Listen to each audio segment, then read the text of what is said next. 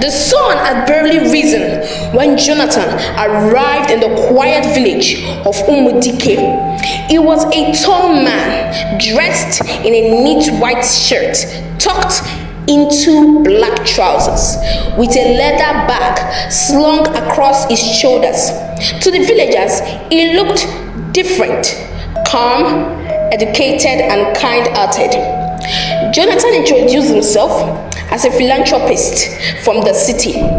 He said he had been touched by the suffering of poor rural communities and wanted to help in his own little way. At first, nobody knew what to make of him. Strangers rarely came to Umudike. But then, Jonathan began to do things that warmed their hearts. He brought bags of rice to the widows, paid school fees for some children, and even bought wrappers for old women. He always smiled, always spoke gently, always using phrases like, "We must take care of one another. God sent me here for a purpose." The villagers whispered among themselves, grateful for his generosity. Mothers began to pray for him. Fathers nodded in respect when he passed by. The old woman even said he was a blessing from heaven. But beneath Jonathan's smile, there was something else, a shadow he carefully hid. Jonathan's first move was always with the children. He played with them, brought sweets and biscuits, and told funny stories under the mango tree in the village square. Slowly, the children began to love him. Whenever he visited, they would run to him shouting, "Uncle Jonathan! Uncle Jonathan!" He lifted them into the air, gave them money, and promised their parents that he will help the children become somebody in life. To win more trust, Jonathan started a small study group under a tree where he would teach the children English and arithmetic. Parents were amazed. No one had ever done such a thing for free. The village was convinced Jonathan was a saint. But Jonathan was not after sainthood. He was watching, carefully selecting, and waiting. It began with little Chika, a 9-year-old girl whose widowed mother struggled to feed her. Jonathan offered to sponsor her education in the city. The mother, though reluctant at first, eventually agreed. Jonathan promised to return in 3 months with pictures of Chika in a school uniform. The day Jonathan left with Chika, the whole village waved goodbye. They praised him for his goodness, never knowing that was the last time they would see her alive. 3 months passed, then 6. Jonathan returned, but without Chika. When people asked, he smiled and said, "She's doing well. She is in school. The city is busy, but I will take you to visit her one day." The villagers believed him. After all, hadn't he been feeding their widows and helping the poor? But in the city, Chika's body has already been sold in pieces. Jonathan was richer and darker than they could ever imagine. The disappearance continued one by one. A boy here, a girl there. Jonathan always had a smooth explanation. He had gone to the city for school. Our auntie adopted her. The orphanage in town took him in. Each time he returned with more money, more gifts, more promises, and the villagers, blinded by his kindness, silenced their question. But not everyone was convinced. Mama Nkechi, the oldest woman in the village, began to notice a pattern.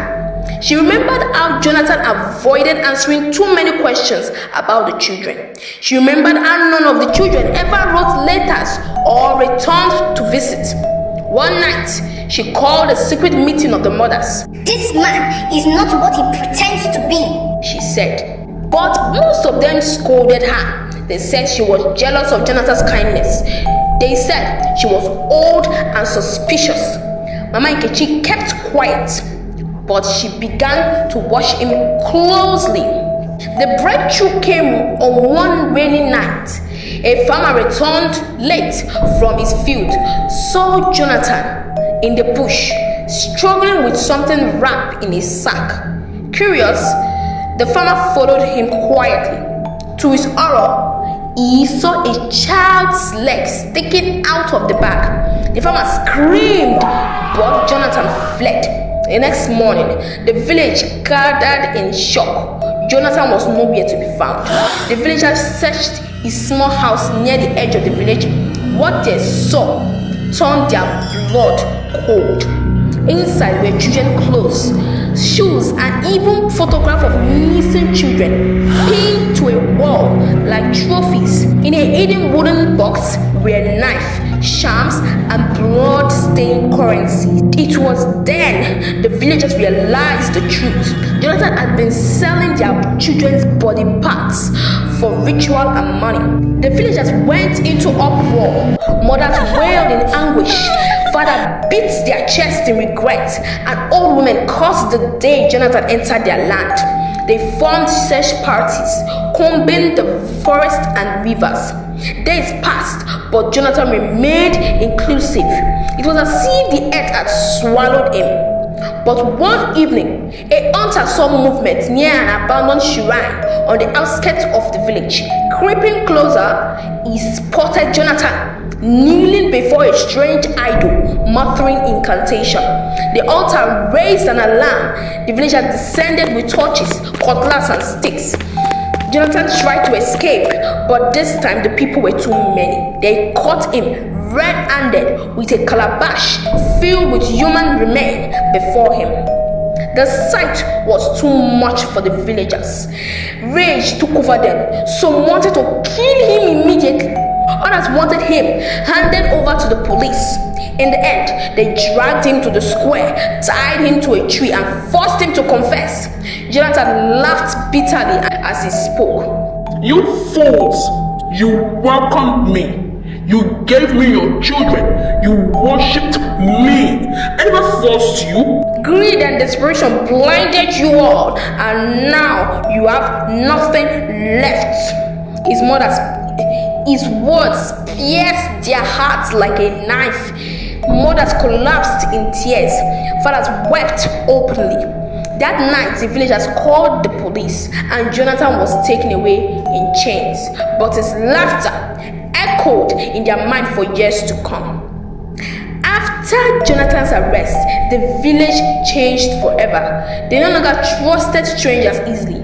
Parents guided their children with fierce protection, and whenever a generous outsider came offering gifts, the elders would whisper, "Remember, Jonathan, evil does not always come with a scar. It sometimes wears a smile." That's it. Thank you for watching. Please subscribe and drop your comments in the comment section.